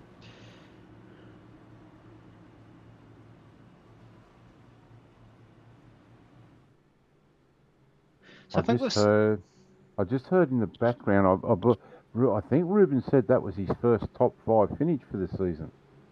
oh, very well done then, yeah. And Darren Lobb with a great finish as well in 4th place.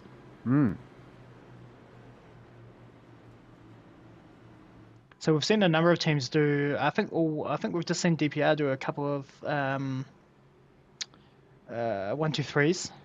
So it's good to see other teams getting up there. I wonder, did we get a copy? Can we see the replay of that? Yes, yep. I'm just gonna Sorry, mate. I knew you'd be all over it, but yeah, I'm not too sure. I'll play it now, but just let me know when Daniel's about to do his burnouts, and we'll come back live. I'll just try and see here what sort of happened.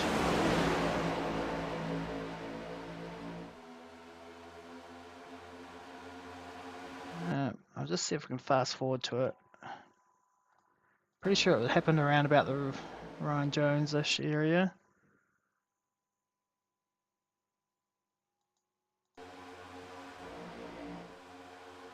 Douglas in the wall.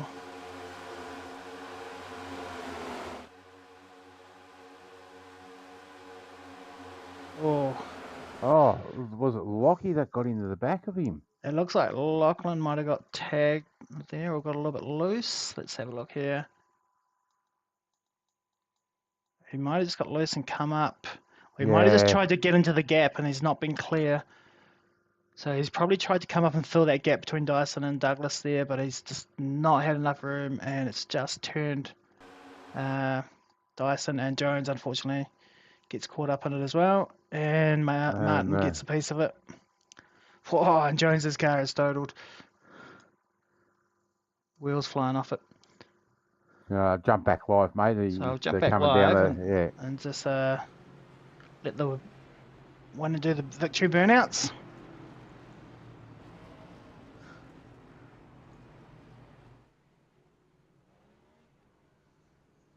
Such a long lap under caution. It is, isn't it? It's got to remember it is a 3-mile track. Yeah. There we go. And here he is, burning them up.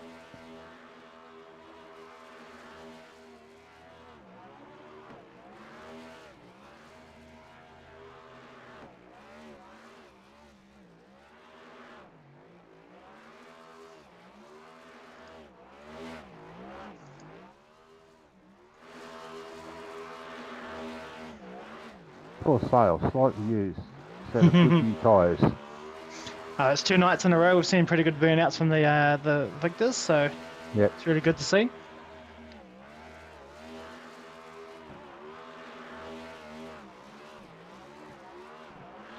All right. So I think while we're doing that, run through the race results if you like. Yep. Cool. Okay, so in first place was obviously Daniel Hedershite. Second, Joshua Carroll Warden. Edward Foster in third. Ruben Phelps coming home in fifth place, even though it's out of order on the graphics here. Darren Lobb in fourth. Michael Skerlock in sixth. Stephen Williams eighth. Raymond Yeager 10th. Sorry, Norman Clark 9th. Raymond Yeager 10th. Jason Martin 11th. And just increase that. I don't know why it's throwing them all out of order, but they are all over the show, so we won't just go. We'll just do the top 15. That should be accurate. Just double check that.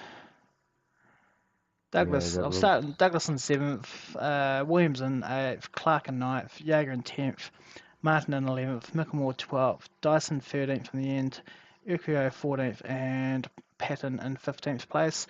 Matthew Raymond ended up 16th. Noddy Tompkins was 17th. Ryan Jones 18th. Greg Spencer was 19th. Tristan Koch 20th. Gary Wellman 21st. Hobson was 22nd. Nankervis 23rd. Neil Pearson ended up 24th in the end. And Brad Ellison was 25th. Yeah, what a great way to finish out Talladega. Teammates 1, 2, and 3. We'll get to the interviews very shortly, but Ed's got to come up and be wrapped with his teammates are. I know he probably would have liked to have had the top step, but what a great way to finish a race. Indeed. Indeed. So have we got anybody in the green room ready to go? Yep. I'll pull up Mr. Foster. Welcome to the booth, Ed. You've got to be wrapped with that top three for Natari. But what a way to finish a Talladega. Yeah, I mean, there's always a bit of a asterisk over super speedway results in there. It's there's so much of it's up to chance, but yeah, obviously happy to sort of get that, actually survive it in a half decent spot. Yeah, that last restart was hectic, but what do? You just kind of go for gaps as you can see them. I don't even really know. Um, what else to say than that? It's all just such a blur. You just kind of put your foot down, and wherever there's a hole, you try and go through it. And yeah, look, all the guys around me drove real well tonight. Ruben and Ryan and Dave and all those guys, Micklemore. Everybody that we sort of got in line with was all working together well and everything. So yeah, look, it was as good as you guys know. I hate these places, but as far as super speedway race goes, it is what it is, and at least it's done, and we survived. Yeah, definitely. Great way to go into the next round. Being able to pick up a few extra points for the chase. But we go to the Roval next week, and I know you're not a big fan. Is it survival mode again next week for yourself? Look, I don't mind the track. As far as road courses go, it's fine. It's just I'm not very good at road courses. Like compared to guys like Daiso and Pearson and Lobb and Hobson and all those guys who are really good at all the road courses. I'm all right for an oval guy, but I'm an oval guy trying to, a bit like a baby giraffe on ice. It's just trying to get around as best as I can. So, look, I mean, I'll just do my best. That's all you can do. You just go into all of these races just doing your best. We expect Daiso to go out there and dominate. He's really good around there. I've had the misfortune of being on the receiving end of a few pastings from him before, but I mean, last year I was able to run second to him, whereas this year there's so many good road course guys in here that I'm probably going to be, sort of 7th, 8th, somewhere around that. So, yeah, I'll just do my best. That's all you can do, is do your best and see where it all shakes out. Yeah, look, mate, as you said, you're an oval man. I believe the Roval is the only circuit that road course in it. So then we're back for the last 4 rounds on the ovals. Is there any tracks there that you think you can really dominate in those last 4 rounds? Oh, look, I'm not arrogant enough to say that I'll ever be able to dominate in this field. It's such high quality. You just got to try and put yourself in position and hope the cautions fall your way and everything else. So, I usually go okay at Vegas. All right, so I've kind of got a bit of a circle around that one to try and do well. The rest of the tracks at the end are actually normally quite good for me. There's none that really stand out apart from the Roval as one where I expect to be really out of contention. So it's just a matter of putting the races together, getting the best results we can, and see how it all shakes out. And as I said before, all you can do is your best with the scenario you're given. So we'll just do our best, and yeah, what happens, happens. Yeah, look, mate, congratulations on the first spot. I can see you've really got a battle for the championship this year. But it's been great racing. The ones where I've been able to get into the booth, and Matt and Carl's let me in. And it really seems like it's going to go down to the wire this year for you guys. And as you said, the fields this year have been astronomical. Great drivers, where anyone from that starts from first down to say 20th could win a race, and we're nearly seeing that tonight with Ruben leading that last green white checker. So it's wide open. Yeah, look, it is. And I mean, I kind of prefer to have a few more cars sort of in the battle as well. Like, I mean, Daiso and I have kind of just broken out there a little bit on points. It'd be kind of nice to see some of the other guys get a good run and be able to, I'd really like to go into Phoenix. I think I said before, with about 4 or 5 cars in contention. I think from a league perspective, that'd be awesome. And at the end of the day, no matter how it shakes out, we're all going to work tomorrow. So it's not it's not exactly life changing stuff. So I'm just really enjoying the fight. Like I'm enjoying the battle. I'm enjoying this chase. Honestly, more than I've enjoyed any of them. I think it's it's been really fun. Been really fun so far. So if the last 5 races can be as fun as the first 5 races, then regardless how it turns out, I'm going to leave a happy man, I think. Yeah, definitely. Well, mate, congratulations on third spot. Usual, love to sponsors and support us. Yeah, look, I mean, I guess all 3 guys are going to give thanks to the same guys, but AJD and Fully Flawed, of course. Congratulations to Josh and Daniel for getting it done there at the end, and Josh for just giving Daniel the push that he needed to get home, and just congratulations to everybody out there tonight. Like on that last, I don't think we sometimes appreciate how good we've got it in ANZCAR. Like I've been talking to guys. I'm doing some US leagues at the moment as well, and talking to quite a few other people. And I don't we're running 4 wide down the back straight on the final lap, banging doors, guys hanging on to it, all the rest of it. I don't think there's too many places where you'd be able to get something like that in sim racing, and for everyone to sort of pull it off. So we're really spoiled with the drivers we've got at the moment. It's awesome. Yeah, definitely. And look, I've said it before, and some people have said no, it's not. I believe ANZCAR is probably the best oval track series that you'd want to race in, either here or in NZ.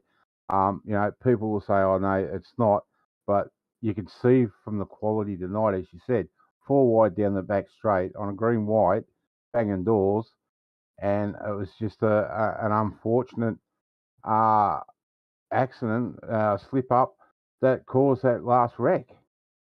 I haven't even had a look at it yet, but I like to think ANZCAR's great, but of course I'm biased. So that's a judgment for everybody else to make, I suppose. So, but either way, we saw a really exciting race tonight. It's been a really exciting chase so far. It's been a great season, I think, across like all 3 of the divisions: trucks, Xfinity, and Cup. So, it's all good, I suppose.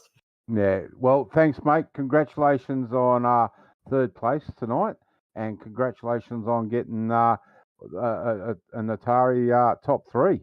Yeah, it's awesome. Thanks a lot, guys. Thanks, mate. Thanks for your time. Bye. Well, there you go. A very, very happy man. He's got to be happy with the top 3 Natari cars. And right now we're joined by a returning driver. Only his third race since coming back from overseas. None other than Mr. JCW, Joshua Carroll Warden. Congratulations on second place, mate. Yeah, thanks, guys. Yeah, it was not the most perfect performance from me tonight, but to finish P2, I think that's the best safety car, pace car finish I've ever had on iRacing. Actually, normally I get screwed over by it. Well, mate, it's a lot better than last Saturday night, and it's a lot better than last night for you. So I mean to say, you've also got to be happy with 2 teammates either side of you on the podium. Yeah, thrilled, actually thrilled. The time of that pace car could not have been more perfect for us, because Ed had literally just passed Darren Love for P3, and then the caution came out literally just before Daniel got the white, so it could not have gone any more perfect than that. Yeah, definitely. Look, we've Ed's touched on it. You've got to be happy with the drivers that you're racing each week. Top drivers and provides top racing, and I think tonight was just we've seen that again. As Ed said, 4 wide down the back straight into turn 3 and 4. You can't ask for a more gripping finish to the race. Yeah, absolutely, and that wasn't even the first time we went 4 wide. That some of us went 4 wide tonight. I know that I went 4 wide through the tri-oval and had was on the very bottom and had Hobson to my immediate right hand side. So yeah, like the whole thing, was is just incredible. It's amazing the skill level of pretty much all the drivers now. Like there is no debate. Like these are the best stock car racers in this part of the world, and yeah, to be amongst them and to be finishing on the podium in these races is it's extremely satisfying. Yeah, definitely. Well, we head to the Roval next week, mate. Play it safe or out for a full-on challenge there too. The Roval is because the walls are so close and the margin for error is so small. Like it's always a very sweaty, tiring, exhausting race. So um, I don't think I've ever had a calm, nice cruisy race around there.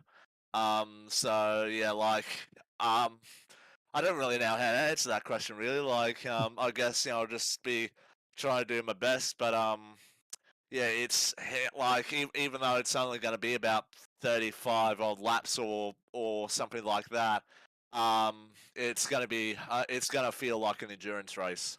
Yeah, definitely. Well, mate, before we let you go, shout out to sponsors and supporters.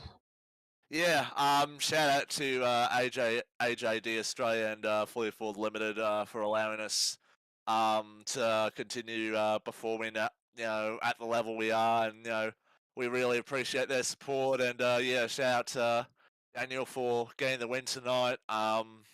He had a pretty good race. Ed as well.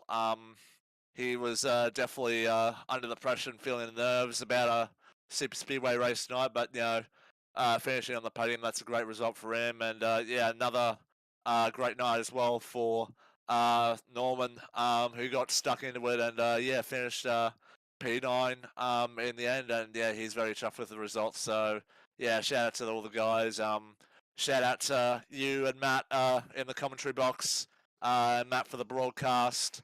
Yeah, thank you for broadcasting this league, and yeah, thanks to all the admins, Matt, Carl, Ed, and Dane G, and everyone else that makes this series as great as it is every week.